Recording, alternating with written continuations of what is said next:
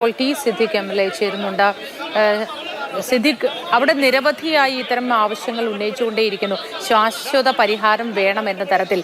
ഇതിനുമായി ബന്ധപ്പെട്ട് ഇപ്പോഴും പ്രതിഷേധം നടക്കുകയാണ്.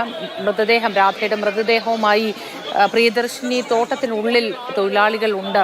ഇതിൽ എങ്ങനെയാണ് നമുക്കൊരു തീർപ്പ് കൽപ്പിക്കാനാവുക? സ്ഥലത്തെ അന്തരീക്ഷം എന്താണ്? ഏത് തരത്തിലുള്ള ഇടപെടലാണ് ഇനി സർക്കാരിന്റെ ഭാഗത്തു നിന്ന് അവർ ആവശ്യപ്പെടുന്നത്? തുടർച്ചയായ ഇത്തരം ആക്രമണങ്ങൾ വയനാട് ജില്ലയിൽ നടന്നുകൊണ്ടിരിക്കുകയാണ്.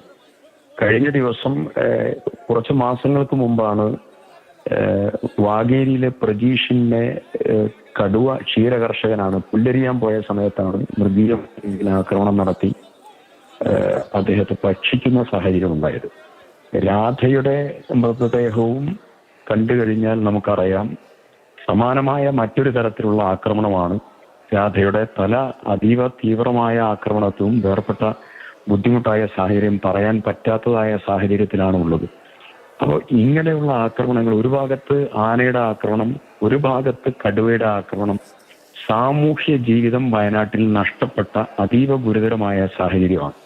സർക്കാരിന്റെ ഭാഗത്ത് നിന്ന് ഇപ്പം കുഴിയെടുക്കാൻ, 2 മതിൽ കെട്ടാൻ, 3 സോളാർ ഫെൻസിങ്, ഹാങ്ങിങ് power fencing, crash guard fencing ഉൾപ്പെടെയുള്ള ഫെൻസിങ്, ഇത്തരം കാര്യങ്ങളെല്ലാം തന്നെ ഉപയോഗപ്പെടുക ആനയുടെ കാര്യത്തിലാണ്. കടുവയുടെ കാര്യത്തിൽ ഉപദ്രവകാരികളായിട്ടുള്ള കടുവ നാട്ടിലേക്ക് കടുവ ഇറങ്ങുമ്പോൾ അത് ജനങ്ങളിലേക്ക് എത്തിക്കാനുള്ള ശാസ്ത്രീയ സംവിധാനം ഉണ്ടാവണം.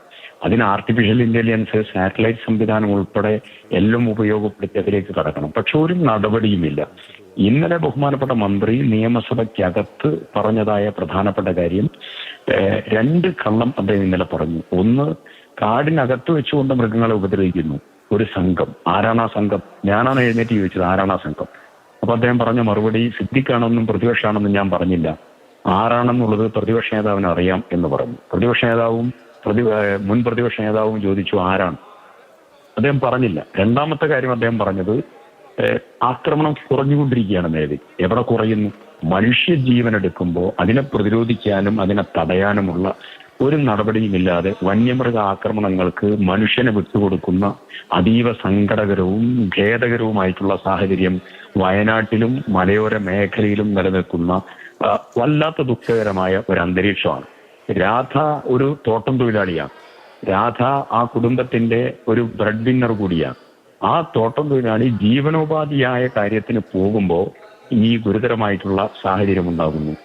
വയനാട്ടിൽ ബഹുമാനപ്പെട്ട മന്ത്രിയുണ്ട്, ഗവൺമെന്റിന്റെ വനം മന്ത്രി ജില്ലയുടെ ചുമതലയുള്ള മന്ത്രിയാണ്.